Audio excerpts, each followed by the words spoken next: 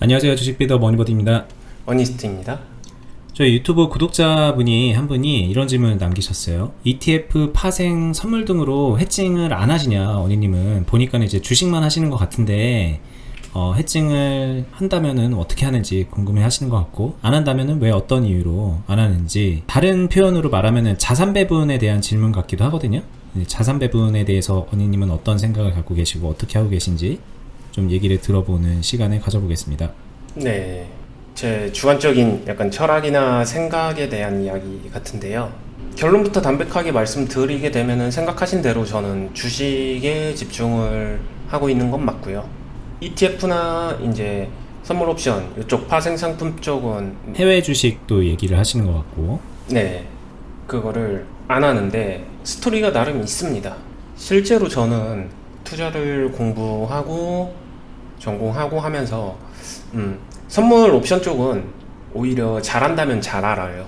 근데 아이러니한 점은 국내 파생 상품은 좀 달라요. 느낌이나 분위기가. 뭐 그걸 하시는 분들을 다르게 이야기하는 건 아니고요.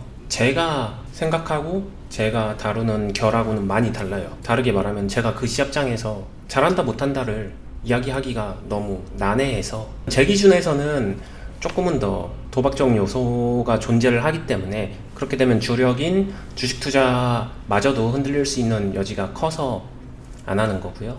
그리고 해외 투자나 상대적으로 미국 쪽 같은 경우에는 선물 옵션이 되게 잘 발달이 되어 있는데 그거를 안 하는 거는 제가 국내 주식 투자를 하는데 미국 정규장이나 미국 쪽 선물 옵션까지 다루게 되면은 제 컨디션이 남아있지를 않겠죠. 하루 왼종일 거의 집중해서 일을 해야 되는데 그렇게 했었을 때 더 좋지 않습니다. 개인적으로 생각할 때 그렇게 해가지고 그거를 뭐 한 일주일 잘할 수야 있겠죠. 근데 이게 제가 항상 얘기하는 투자자의 기본 중에 하나인 지속 가능한 환경을 만듦에 있어서 되게 안 좋고요. 미국에서 한국 처음 왔었을 때는 당연히 관심 가지고 뭐 그런 부분도 있었는데 얼마 안 돼서 그냥 한국에 살면서 이거 쉽지 않겠구나라는 생각을 했었고요. 미국에 있었을 때는 어떠셨어요? 그러면 그냥 미국 주식 하셨나요? 미국 주식, 한국 주식, 미국에서는 미국에서 미국 주식 하시고 한국 주식도 하셨어요? 네. 그리고 선물 옵션도 하는데 그 선물 옵션이 진짜 결이 달라요. 한국에서 이렇게 이야기를 할 때 좀 애매합니다. 결이 다르다는 게 어떻게 다를까요? 한국처럼 이렇게 막 돈 넣고 돈 먹기로 되는 투자의 수단이라기보다는 당연히 파생 상품에서 하이리스크 하이리턴 상품도 있겠지만 대다수의 파생 상품 같은 경우에는 메인인 주식 포트폴리오에 대한 해칭 요소에서 많이 컸죠. 예전에 헤지펀드 유행하고 해칭에 대한 포트폴리오 전략 유행하고 할 때 그 얘기를 좀 구체적으로 해주실 게 있을까요? 그 해칭으로 어떻게 뭐 하셨는지 뭐 이런 거. 왜냐면 질문 자체가 뭐 이런 걸로 해칭 안 하시나요? 뭐 이런 질문이었으니까. 네. 이야기가 좀 산으로 가도 괜찮나요? 일단 기본적으로 콜옵션하고 풋옵션에 대한 이해도나 그게 어떤 걸 의미하는지에 대해서 아신다라고 생각을 하게 되면은 종목에 대해서 옵션을 같이 사는 거예요. 어떻게 보면 보험 인슈런스 같은 역할을 하는 거죠, 기본적으로. 거기서 파생 상품에 대한 거는 메인에 대한 조금은 반찬 같은 거기도 파생 상품을 전문으로 매매하는 거는 있었어요. 근데 지금처럼 그렇게 커지긴 전이라서 그 당시만 해도 지금은 해외 선물 옵션도 한국 사람들 하는 거 보게 되면은 대단하던데요. 근데 저는 그러니까 결이 다르다는 게 저는 선물 옵션을 가지고 그렇게 매매를 지금 한국에서 하는 스타일의 매매를 처음에 훈련받고 배울 때부터 그렇게 한 적은 없어가지고 그쪽 이야기는 제가 뭐라고 말씀드리기가 어렵고요. 제가 배웠었던 제가 다뤘었던 거는 메인을 보조하는 역할이었어요. 파생 상품이란 거 자체가. 선물도 마찬가지고요. 자, 지금 뭐 해칭이라는 말 자체가 낯선 분들이 있을 테니까 약간 네. 정리하듯이 간단하게 말하면 네. 어린이 같은 경우에는 미국에 계실 때 미국 주식, 한국 주식, 그러니까 현물이라고 해야 되나요? 현물 주식을 하셨는데 주식을 하다 보면 포지션을 가져가고 리스크가 확대되는 그런 거를 좀 보완하는 차원에서 네. 좀 반대 포지션을 잡기 위해서 옵션이나 선물을 활용을 해서 매매를 했다. 근데 그게 해칭의 개념이거든요, 이게. 그런 식으로 했는데 최근에 이제 국내에서 옵션 선물 뭐 이런 것들 하는 분들 보면은 좀 되게 투기적인 투자를 하는 목적으로 많이 하는 걸 보게 되고, 그거랑은 언니님이 했던 거랑은 결이 좀 달랐다. 이렇게 여기까지 설명이 된 것 같아요. 맞죠? 네, 기본적으로 보게 되면은 어떤 그냥 예를 들어볼게요. 이 순수하게 예입니다.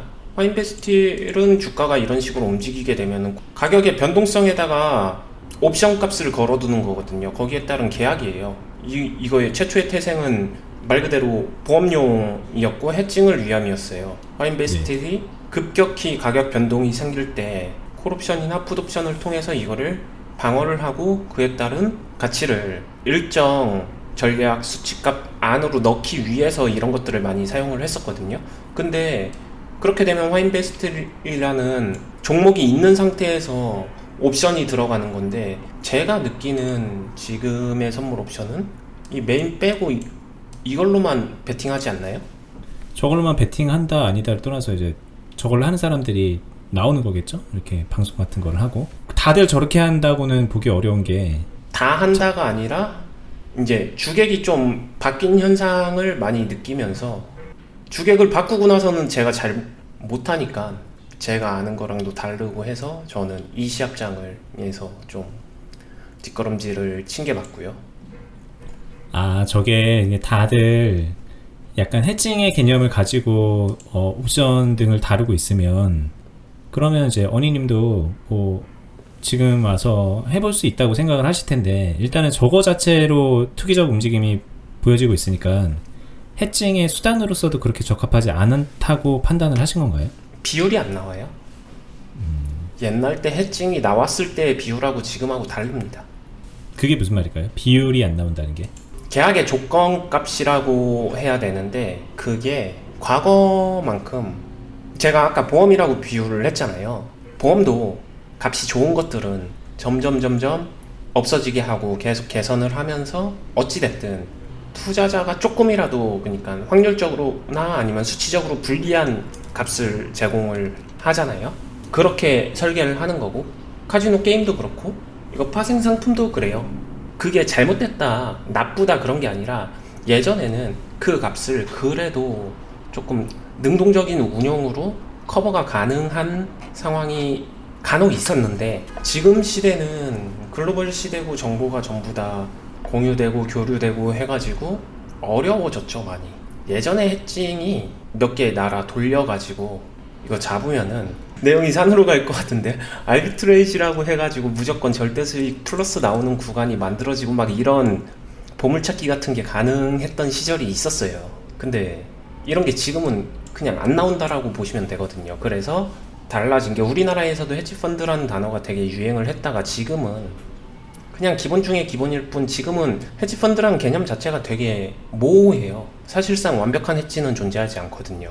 그렇게 되면 이제 스타일로 바뀌는 건데, 반대의 스타일이나 색깔을 넣어서 주식 안에서 종목으로 해칭을 하느냐, 아니면 말씀하신 대로 옵션을 걸어서 해칭을 하느냐, 아니면은 그냥 그런 거 없이 자체 운영으로 해칭을 하느냐, 막 스타일이 다 달라졌고, 그 중에서 뭐가 무조건 더 좋다 이런 게 없기 때문에 자기 스타일대로 가게 된 거죠. 그리고 언니님은 뭐 지금 말씀하시는 것 중에서 제가 들었을 때 운영으로 해지를 하는 거네요. 네, 이게 저는 이거를 잘 알기 때문에 유리하다라는 생각을 잘 못하겠어요. 그리고 이미 많이, 나 혼자 아무리 정석을 가려고 하더라도 그 시장이라는 판 안에 이미 많은 자금이, 원래의 목적하고는 다른 자금이 굉장히 크게 비중을 자리 잡고 있거든요. 과거랑 다르게. 이건 우리나라 파생 상품뿐만이 아니라 이제 해외 선물 옵션 시장도 그런 자금이 꽤 커졌어요, 제가 알기로는. 네. 그렇게 되면은 그 값이 점점 해칭용으로만 쓰기에는 불리해집니다. 왜냐면은 공격을 같이 해줘야 돼요. 그러니까 계속 방어용으로만 쓰기에는 값이 그렇게 좋다라고 보기가 어려워진 거죠. 자, 그러면 요거를 한번 질문해 볼게요. 이게 저희가 주식하는 분들이 많이들 하는 전략인데, 요즘에 지수를 좀 따라가는 그런 종목들로 편중을 시켜서 포트폴리오를 짠 다음에 그거에 대한 해칭 수단으로, 여기 이런 코덱스 인버스 같이 ETF인데 이제 거꾸로 가는 거잖아요. 이제 네. 그 코스피 지수 반대로 가는 이런 거를 또 동시에 사서 나 해칭하고 있어라고 하는 분 계시고, 저희 클럽에도 이제 이렇게 하는 분들 계시죠. 네. 이렇게 하고 있다가 저희 클럽에 오시는 분들이 있는데, 네. 이거는 어떻게 생각하세요? 이게 그러니까 모양새는 해지가 맞아요. 모양새는. 근데 이게 좀 구체적으로 깊게 들어가게 되면은 맞다 틀리다 보다는 스타일인 것 같은데, 저는 이거를 이렇게 안 하는 이유가 단순히 말하면 배율 때문이에요. 배율이라는 게 어떤 걸까요? 배율이 달라요. 예를 들면 방금 말씀하신 대로 지수 관련주를 세 종목을 1,000만 원씩 샀다라고 해볼게요. 뭐 1,000 샀고요. 그리고 여기에 해칭용으로 이거 인버스를 뭐 3,000 샀다라고 해볼까요?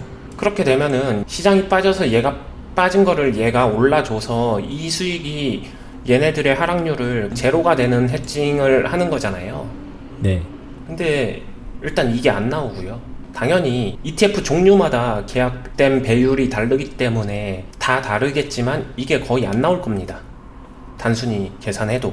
아니 근데 나온다고 해도 빵이 될 거면 뭐하러 해? 라고 생각하는 분도 있을 텐데. 네, 맞아요. 이게 예전에는 이게 플러스 0.1이라도 되는 것들이 찾아지곤 했거든요. 그러니까는 이제 그 0.1을 위해서 양쪽에 걸어두고서 최종적으로 0.1을 챙긴다라는 전략으로 한다는 거였죠. 네, 근데 이게 지금은 이렇게만 하게 되면은 0이 아니라 0도 어렵고요. 뭐 마이너스 0.5 뭐 이런 식으로 미세하게나마 마이너스가 지속되는 수치값이에요. 근데 조금 더 이런 수치들의 계산값을 중요시 여기는 수학적인 부분을 고려하는 사람들은, 그런 투자자들은 이거 되게 중요하게 생각하거든요. 저 역시도 이 부분 중요하게 생각하는 사람 중에 한 명이고요. 맞다 틀리다는 아니에요. 일단 투자를 하는 데 있어서 기대값이니까 저게 네. 기대값에 마이너스를 깔고 가는 건 하는 의미가 없다라는 판단이신 거잖아요. 네, 잘해야 제로인데, 그러면은 여기서 이제 운용을 통해서 이거를 플러스를 만드는 거거든요. 분할 매수, 분할 매도 아니면 기타 등등에 대한 자금을 가지고 그렇죠. 종합된 운영적 매수 매도 타이밍이나 시간이나 자금의 분배나 이런 운용 능력을 가지고 이걸 플러스를 만들 수가 있어요. 네. 저도 그건 인정을 합니다. 근데 그 운용 능력이면은 이 안에서 할 수 있다라는 거죠. 그렇죠. 제가 오늘 질문하려던 거에 이제 답을 좀 들어가는 것 같은데, 네. 지금 아까 여기 설명하실 때 0.1이라도 돼야 된다라고 말씀하셨던 게 아까 언니님이 초반에 계속 얘기하셨던, 예전에는 했는데 지금 안 하는 이유에 대한 다른 설명인 것 같아요. 계속 얘기하셨던 겁니다. 다시 한번 좀 앞에가 이해가 안 되셨으면은 지금의 설명으로 좀 보완이 됐을 거라고 좀 생각을 해보고요. 네. 좀 이런 것도 있어요. 그러니까 자산 배분 전략 이래가지고 요즘에 이제 뭐 예를 들면 주식을 살 때 동시에 일부 자금을 가지고 자산을 분배해서 달러를 사놓는다, 뭐 이런 식으로, 그렇게 또 일종의 해칭 전략을 해서 나중에 주식이 혹시 떨어지면은 그 달러 쪽에서 손실이 많이 되는 그런 구조를 만든다, 막 이런 것들도 있는데, 그것도 따지고 보면 결국에는 이게 0이 되지도 않는 그런 해칭이잖아요. 그럼 그 안에서 또 운영을 해서 또 플러스 값을 만들어 줘야 되는데, 마찬가지 관점으로 언니님은 그렇게 안 하시겠네. 그냥 이 주식 안에서 운영을 해서 이걸 플러스 값을 만들면 되기 때문에. 네, 저는 그리고 방금 말씀하셨었던 금이나 달러는 주식하고의 해칭을 논하기에는 좀 애매하다고 생각해요. 그거는 그냥 자산 배분 전략에서 다른 투자 대상이지, 얘네 둘이 서로 간에 해칭이 된다 안 된다는 특정 타이밍이나 특정 시기에 조금은 껴맞추기거든요. 네네.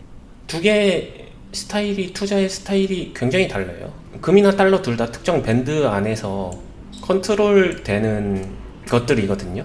대상 자체가. 네네. 성장에 대한 대상 자체가 국가적으로든 뭐로든 간에 이 밴드 밖으로 벗어나는 경우가 간혹 한 번씩 있는데, 그런다고 하더라도 결국에는 밴드 안으로 들어오게끔 굉장히 정책적인 변화나 이런 것들을 다 맞춰요. 인위적으로. 실물 경제를 위해서. 네. 그런 거를 알고 하는 투자인 거고, 주식은 얘네들하고는 좀 다르죠. 비슷한 모양새도 있지만 분명히 다릅니다. 그렇다라고 하게 되면, 저한테 묻는다고 하게 되면은 주식을 해칭 위해서 금을 하고 달러를 하진 않아요. 하지만 나의 자산 전략에 있어서 자산을 모아가는 시점이 있고, 모아놓고 어느 정도 커졌었을 때 분산하는 시점이 있고, 이런 자산 전략 사이클이 있잖아요. 자산 규모에 따른. 그렇게 돼서 자산이 커져서 주식에만 다 들어가기 애매할 때는 당연히 분산을 해야 되는 거고, 그럴 때 선택할 수 있는 옵션 중에 하나인 거지. 주식을 얼만큼 하면은 이것도 얼만큼 해야 돼, 이런 식으로 몇 대 몇 비율로 짜는 상호 보완성 투자 대상은 아니다라는 거죠. 그렇군요. 근데 대신 또 이런 경우도 있잖아요. 주식을 가지고 있을 때 여기 운용이라는 말씀을 하셨는데 이 운용이라는 걸 조금 간단하게 한 맥을 짚어보면 내가 가지고 있는 현금을 모두 다 주식에다가 때려넣고 투자를 하지 않잖아요. 네. 현금하고 주식과의 비중을 좀 관리하면서 그렇게 운용을 해나가는데 그 보유 현금을 달러로 가지고 있는 식으로 해서 좀 약간은 더 공격적 해칭이라고 해야 되나? 그거는 그냥 욕심이에요. 이거는 그러니까 제가 공격적이라고 했지만 이거는 욕심인가요?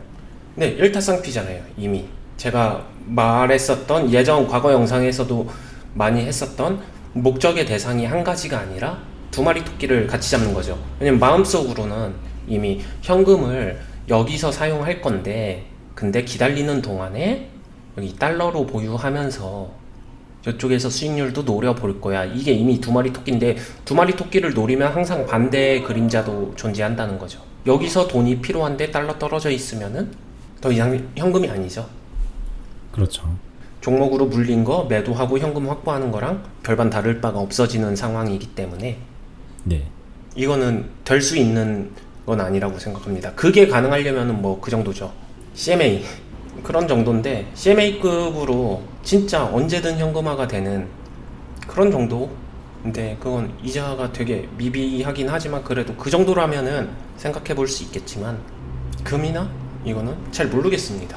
근데 그렇게 하시는 분들도 존재해요. 결국에는 이 부분이 이렇게 하는 게 맞다 틀리다의 문제라기보다는 제 생각에는, 제가 사람들을 쭉 많이 보고 프로들 중에서도 결국에는 자기 위안인 것 같아요. 자신이 심리적으로 편한 상태의 배분. 그렇게 한다고 해서 그렇게 뭐 누군가가 이게 좋다라고 해서 그걸 따라한다고 해서 결과가 바로 좋게 나오는 건 아니니까 결국은 네. 본인이 하기 나름인 거고 자신이 잘할 수 있는 그런 방법을 따라가는 게 맞는 건데. 자, 어쨌든 어니님의 의견은 잘 들었습니다. 그러니까 제가 조금 종합해서 얘기하자면 주식만으로 하고 있는 이유는 이 주식 안에서 운용을 통해서 여러분들이 생각하는 그 리스크 관리나 뭐 해칭이나 뭐 자산 분배 이런 효과를 만들어낼 수 있기 때문인 것 같아요. 그렇기 때문에 주식으로 하시는 것 같습니다. 그 다음에 제가 이거랑 금, 네. 달러 이런 것들은 안 하진 않습니다. 합니다. 저 그냥 굳이 팁을 드리게 되면은 제 수익금이나 뭐 이런 것들을 해서 쌓여 있었을 때 수익금 통장에 수익금이 쌓이게 되면 이걸 가지고 계좌를 증액할 수도 있는데, 타이밍적으로 이쪽이 괜찮다라고 하게 되면 그거 그냥 증액 안 하고 였다가 박아요. 근데 이런 거는 나쁘지 않은 게, 달러 같은 경우는 이거 가지고 있다가 나중에 여행 갈 때 쓸 수도 있고요. 네네. 네, 금 같은 경우도 마찬가지고요. 알겠습니다. 이게 제가 오늘 질문을 한 거는 저희 구독자분이 댓글에다가 남겨둬서 그런 것도 있지만, 저는 이제 그분이 왜 그런 질문을 남겼는지도 알 것 같은 게, 요즘에 뭐 유명하신 유튜버들이라던가 뭐 이런 관련된 주식이나 자산관리 투자하는 유튜버들이 그런 관련된 얘기들을 하는 거를 제가 예전에 지나가면서 본 적이 있고, 그렇게 영향력이 있는 분들이 한번 얘기를 하면은 많은 분들이 또 여기에 관심을 갖고 따라하는 거를 제가 알거든요. 그래서 아마 저희 채널에도 물어보신 것 같은데, 네. 해칭이라던가 자산관리 부분이라던가 이런 부분에 대해서는 결국에는 운용에 의해서 그 실적이 갈리는 부분이라는 게 저는 좀 되게 동의를 하거든요. 네. 그래서 잘하는 쪽으로 집중해서 하는 게 결국에는 더 좋은 결과를 만들어내는 거니까 형식과 틀에 얽매이지 않아도 될 것 같고요. 만약에 뭔가 좀 좋아 보여서 하시더라도 단순하게 누가 좋다 그래서 그냥 한다기보다는 그 안에 좀 맥을 읽는 그런 노하우가 있어야 될 거예요. 거기까지가 좀 드릴 수 있는 조언인 것 같습니다. 네, 그 다음에 그냥 한 가지 번외적인 팁을 드리게 되면은, 스스로의 자산 사이클이 어느 단계인지 한번 생각해 보실 필요가 있을 것 같아요. 자산을 모아가고 자산을 늘려나가는 자산 확장기, 웅집기 뭐 이런 상태의 A라고 하게 되면은 이 카테고리가 많아지는 게 그렇게 유리하다라고 볼 수는 없어요. 근데 어떤 투자나 아니면은 소득으로 인해서 자산을 충분히 모아서 나는 이제 자산의 안전성이나 분산 이런 거를 관리해야 돼, 그 정도가 오게 되면은 그때 고민을 이런 것들을 해볼 수 있거든요. 근데 이거마저도 의견이 갈리더라고요. 제가 유튜브에서 보니까 그러니까 자산 확장기에도 이런 분배를 해야지 그게 더 좋다라고 막 강하게 얘기하는 분들도 있어요. 그러니까 저도 이제 솔직히 말하면 그 의견은 정말 굉장히 동의를 못 하는데, 네. 그렇게 확신 있게 얘기를 하시니까 또 그런 쪽으로 또 마음이 가실 거란 말이죠. 근데 이제 어쨌든 어니님은 그렇게 생각 안 하신다고 지금 말씀을 하신 겁니다. 네, 뭐 이거는 진짜 스타일이라서 뭐라고 말을 못 하겠는데 제 개인적인 생각은 그거예요. 이거는 권투, 야구, 축구 셋 다 잘하는 것과 셋 중에 하나를 잘하는 것과 뭐가 더 현실성이 있을까? 물론 운동을 잘하는 사람이 이 세 개 다 잘하는 건 맞습니다. 근데 여름에는 수영하고 겨울에는 스키 타야지 이런 식으로 할 수도 있는 거잖아요. 그러니까 그때 사이클에 맞춰서. 가능하죠. 그건 가능한데 그거는 말 그대로 스키는 여름에 못 하니까 대체제를 찾는 건데 주식시장은 1년 내내 열리잖아요. 알겠습니다. 여기 또 네. 깊어지면은 또 뭐 네. 불필요한 그런 의견 나눔이 될 것 같아서 네, 일단 알겠습니다. 여기까지 하고, 그냥 궁금한 거는 결국에는 어니스트는 어떻게 하는가 뭐 이것일 건데 거기까지는 설명이 된 것 같습니다. 그리고 네. 이렇게 했을 때 하기 나름인 게 굉장히 중요한 요소지만 잘하면은 여기 A 부분에 있는 자산 확장을 도모해야 되는 대부분의 지금 유튜브를 보시는 시청자분들한테는 도움이 되는 방향일 거라고 저도 그렇게 말씀을 드리면서 오늘 이 정도로 마무리를 좀 해볼게요. 네. 자, 일단 저희가 이제 같이 하고 있는 카페, 네이버 주식 카페, 주식비더 공유 카페에 오시면은 저희 영상 보고서 가입하시는 분들이 계속 생겨나고 있고요. 거기에서 매매 일지나 뭐 질문 답변 같은 거 올리시면서 정보를 주고받고, 그리고 서로 힘되는 얘기들 나눠서 하시는 거를 저희가 보게 되고요. 거기 가입해 두시면은 좀 도움이 되실 거라고 생각이 들고, 또 그 카페에서 저희가 소개해드리는 투자 클럽이 있어요. 그래서 클럽에 오시면은 어니스트님의 방식대로 매매를 따라 하면서 주식을 체계적으로 경험을 쌓고 배워나갈 수 있는 그런 학습과 수익 창출의 기회가 마련이 되어 있으니까는 그 클럽도 참고해 보시면 좋겠고요. 저희는 뭐 이제 앞으로도 계속 평일에 계속 한 번씩 업로드를 해나가고 있는데, 앞으로 좀 도움되는 주제들 그리고 실전 매매들 여러 가지들 공유하면서 여러분들께 정보를 나눠드리겠습니다. 다음에 뵙겠습니다. 감사합니다. 감사합니다.